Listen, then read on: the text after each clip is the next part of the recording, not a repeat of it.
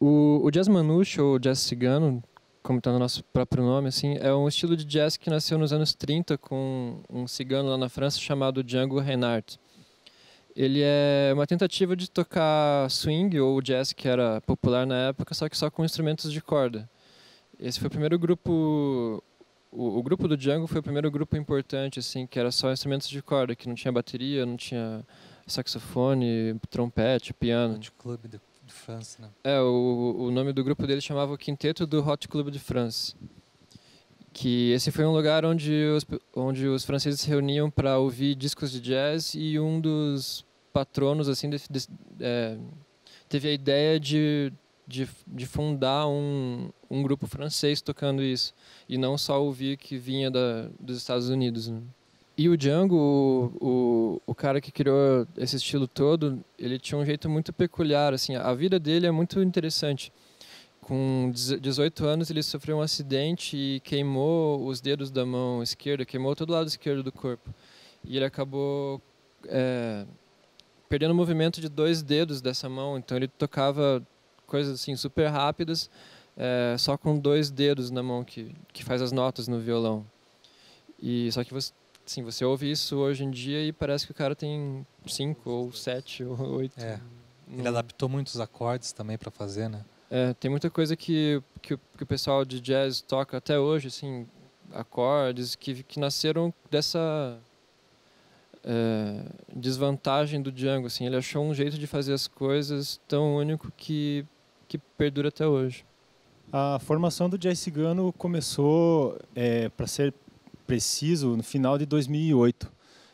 Eu já conheci um violonista que foi o primeiro integrante do grupo junto comigo, que acabou tendo essa ideia de, na verdade, tocar os temas, estudar e conhecer um pouco mais o estilo nas salas da faculdade, né? Então a gente se juntava depois da aula e ficava tocando, sem muita pretensão de se apresentar, né? Até porque éramos 2, né? Depois a gente chamou um baixista, que também já saiu do grupo, é o Fred. O primeiro violonista era o Eduardo. E tocamos 1 ou 2 músicas, apresentações em 3. Depois chamamos o Vinícius e formamos um quarteto. Desse quarteto tiveram algumas apresentações também, inclusive uma onde o John foi nos assistir. Sesc, né? Foi um Sesc que a gente fez, e ele foi assistir, e a gente convidou, ele já prontamente falou, vamos tocar, tal. Foi final de 2009, né? Final de 2009. A partir daí a gente começou a se apresentar com a formação quinteto. E aí começamos a traçar o objetivo, né? Vamos tocar assim, vamos tocar assado, vamos se vestir assim, vamos procurar tais e tais editais, tais e tais festivais. E aí começou a expandir. O Wagner é o nosso atual baixista, né? Não lembro qual ano que ele entrou, mas o Fred, que estava no início do grupo, ele teve um momento que ele saiu também e entrou o Wagner, né? Essa roupa que a gente usa hoje também veio de um processo de transformação do grupo no segundo CD, praticamente, né? Sim, até o primeiro CD a gente ainda estava experimentando bastante, né? Então, e como eu falei, tiveram 2 mudanças de integrantes, e quando vieram esses 2 integrantes, que eu acho que foi quando a gente expandiu a ideia, mas focando no repertório Django, assim.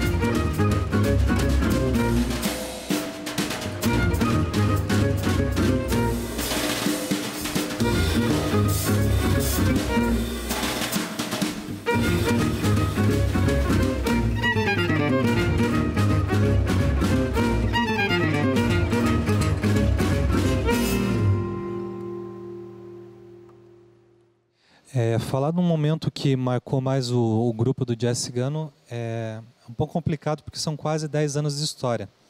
A gente tem uma parceria que já tem há 5 anos, que é com o Yamandu Costa. Então, há 5 anos, quando foi a primeira vez que a gente tocou com o Yamandu Costa, talvez seja assim o momento mais marcante que teve com o jazz cigano, porque foi uma grande responsabilidade estar tocando com um músico de renome, até para o próprio grupo, né? A visibilidade que a gente ia adquirir com isso, a experiência que a gente ia adquirir, mesmo que naquele momento a gente imaginava que seria só um show, não seria uma parceria que duraria por tanto tempo, né?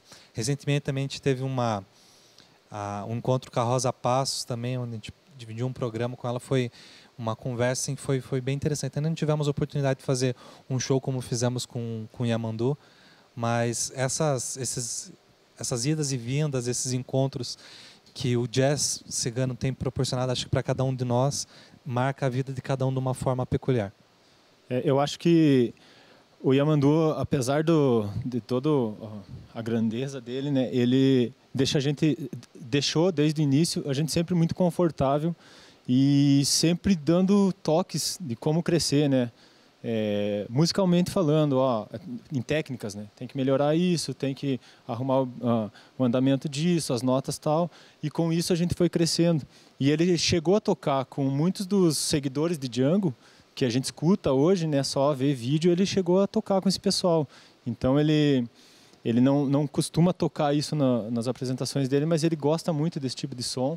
Já tocou com esse tipo de pessoa, os ciganos, os seguidores. E foi isso, assim, esse que foi o divisor, que ele chegou e falou, façam assim, assim, assado, que eu acho que... E aí muita coisa a gente ouviu, muita coisa não, muita coisa a gente ainda tem que melhorar, né?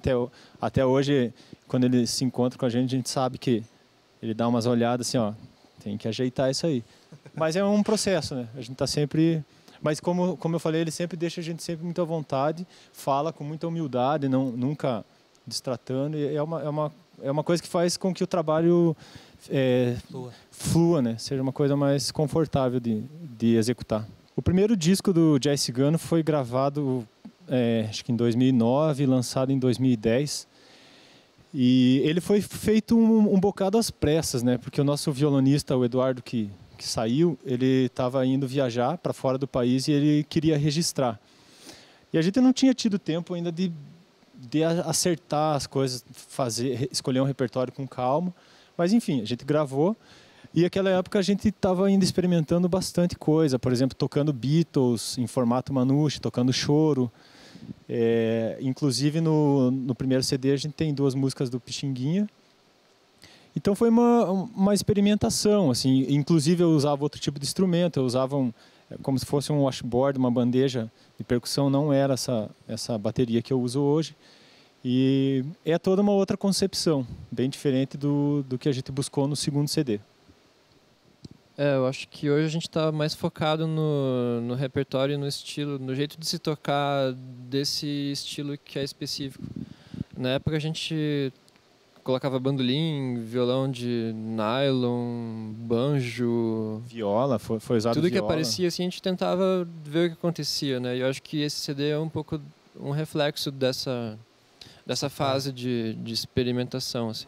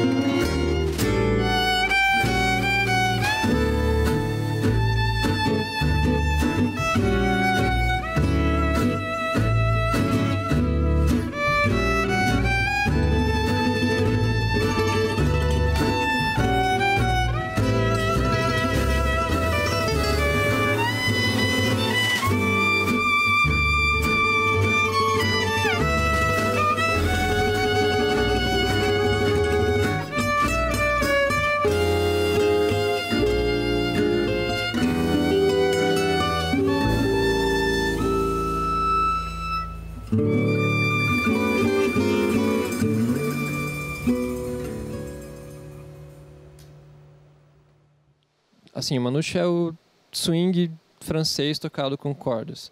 Basicamente a definição é essa.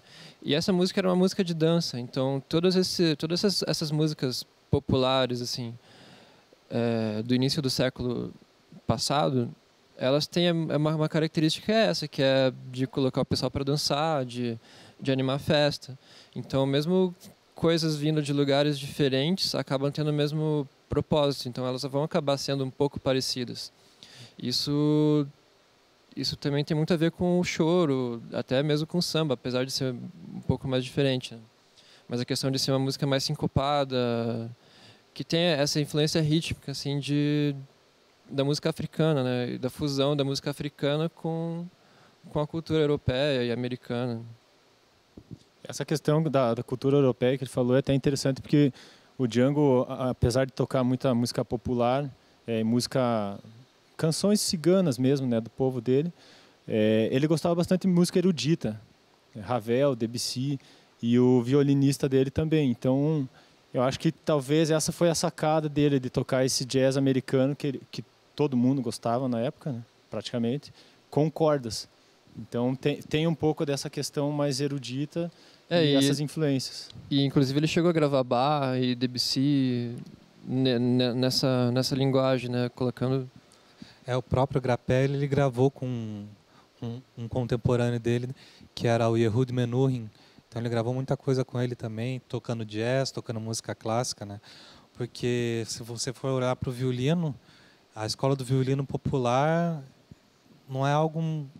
É algo bem recente, né?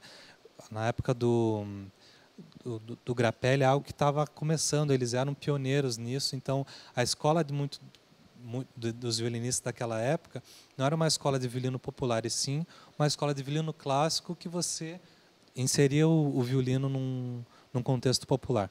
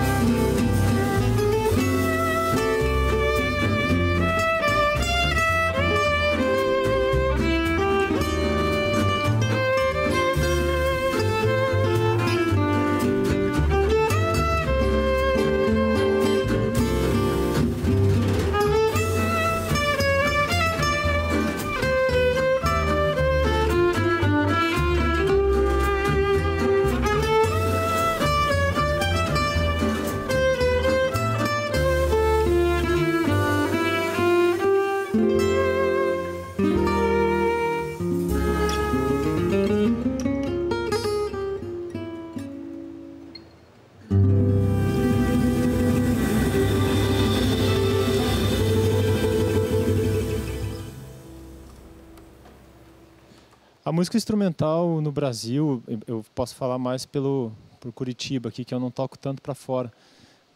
Mas o instrumental ele é difícil porque ele não tem o discurso, né? Eu acho que o público gosta de se identificar com uma letra, com alguma coisa, um discurso que remeta a ele a alguma coisa. E o instrumental, principalmente o jazz instrumental, se você não cuidar, ele fica monótono, né? Fica maçante. Então, a dificuldade é essa, é agradar o público que está ali, às vezes, para ver alguma coisa que ele acha que vai se identificar e às vezes não conhece. Lógico, uma melodia ou outra, às vezes vai remeter a alguma coisa, ou ele vai até conhecer. Mas sem ter a letra, a canção, é mais difícil de agradar. E eu acho que a gente até tem se saído bem, assim, porque o jazz manouche é um jazz que tem as coisas rápidas, tem virtuosismo, tem solo. mas não é algo que satura, né? É um pouco de solo de cada um, músicas um pouco menores, não chega a ser um jazz contemporâneo, que é 10, 20 minutos, cada um solando uma coisa diferente ao mesmo tempo, que às vezes acaba confundindo o público. Ele está ali e não se identifica tanto com aquilo. E o jazz manouche tem esse conforto, é um pouco mais degustável. Então a gente não tem tanta dificuldade assim, mas ainda assim é complicado. Não dá para dizer que, por exemplo, o jazz cigano toca em todas as rádios que tem, é top em alguma lista de sucesso, porque não é assim, ou alguma outra música instrumental. Se você vai pegar, pode ser até no mundo, né? Você vai pegar uma Billboard ou alguma coisa assim, você vai ver que é uma lista que não tem música própria instrumental. Eu também acho que, às vezes, a forma como a gente leva o nosso dia a dia ou as coisas que a gente acaba consumindo, a gente consome com uma certa superficialidade. Então, quando algo, como o Matheus falou, tem um discurso, é muito mais fácil você entender o que aquilo está dizendo. Uma música instrumental, você precisa de fato parar, ouvir e entender o que aquela música está querendo passar. É uma arte um pouco mais profunda, porque ela precisa da tua atenção. Não é só você passar ouvindo que você vai entender o que uma música instrumental está dizendo. Então, talvez essa correria que todo mundo acaba tendo no dia a dia e não pare para escutar ou apreciar algo com a devida atenção, que faça com que a música instrumental não ganhe tantos holofotes e, por não ganhar tantos holofotes, dificulte um pouco mais o trabalho para o músico.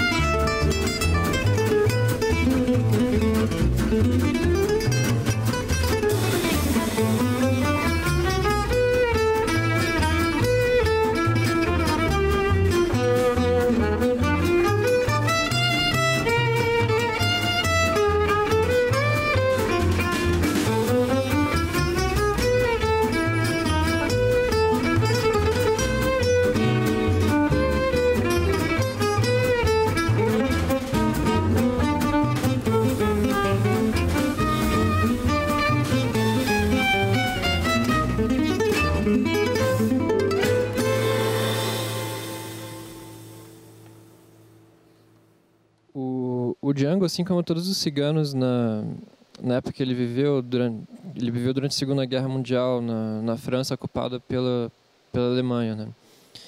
E ele é um cara que por pouco escapou, e ele escapou só porque ele era uma pessoa muito conhecida, um virtuoso, e que todo mundo gostava dele. Mas ele viu muita gente da família dele, dos amigos dele serem perseguidos e mortos e tudo mais. E ele conseguiu canalizar isso de uma forma positiva, assim, com a música. Tem muitas músicas dele que são bonitas demais, que ele escreveu com essa tristeza que ele estava vivendo e passando. Eu acho que esses sentimentos de tristeza, não só tristeza, mas qualquer sentimento, assim, alegria, euforia, tudo isso, de certa forma, pode ser uma inspiração para você criar, né? Não basta... Eu acho que cada compositor se influencia com algum tipo de sentimento naquele momento, né? Um dia ele está triste e vai compor uma música com aquele tipo de influência. Outro dia ele está feliz. E como o Vinícius falou, o Django tem disso e você vê a questão da parte festiva que tem o povo cigano, tem a parte mais melancólica, né? Então isso se mistura ali, ele compõe conforme isso está influenciando ele naquele momento, né? E não só você compor, não só a composição é influenciada por isso, mas também na própria interpretação. Porque às vezes a gente vai tocar esse estilo de música, por exemplo, que tem muita música dançante, muita música alegre, animada, mas você está num dia que você está meio melancólico, assim. Então mesmo você tocando essas músicas que supostamente são alegres, mas você está com um sentimento e você está fazendo coisas que não... sabe, que dialogam assim com esses sentimentos seus, e a relação dos músicos. Às vezes a gente chega para tocar assim, alguém tá meio triste, e isso acaba sendo um assunto musical pro resto da banda trabalhar em cima, sabe? Isso dei risada até porque a gente brinca, porque quando um tá meio para baixo, a gente tem muita balada no nosso repertório também. Aí quando alguém pede que quer tocar balada, a gente já fala, isso daí tá triste hoje, pegou com a mulher, alguma coisa assim. Quando começa a balada, porque aí vai.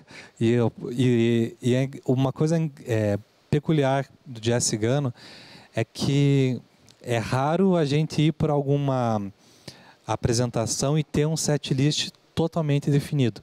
A gente tem algumas que a gente tem desejo de tocar, mas a gente vai sentindo muito de como tá o público, como a gente tá no dia, e o repertório é legal porque ele é bem orgânico. Então, cada show é um show ímpar mesmo por causa dessa forma como é feito o repertório, como a gente toca. Então, se a gente, como intérprete, tem isso, com certeza o Django, como compositor, ou todos os outros compositores, era influenciado pelo meio, pelo aquilo que ele estava sentindo e canalizava para a música também.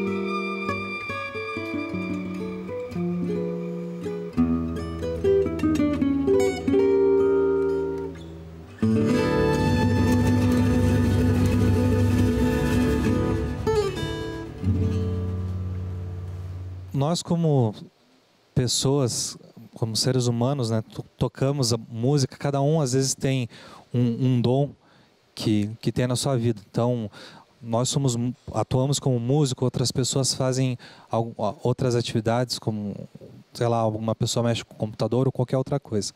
O dom é algo que a gente recebe do divino, de Deus. Então, se a gente for pensar assim, cada um de nós, no jazz cigano, é uma pessoa iluminada nesse sentido, de receber um dom de Deus, do divino, para fazer, para expressar a sua arte, né?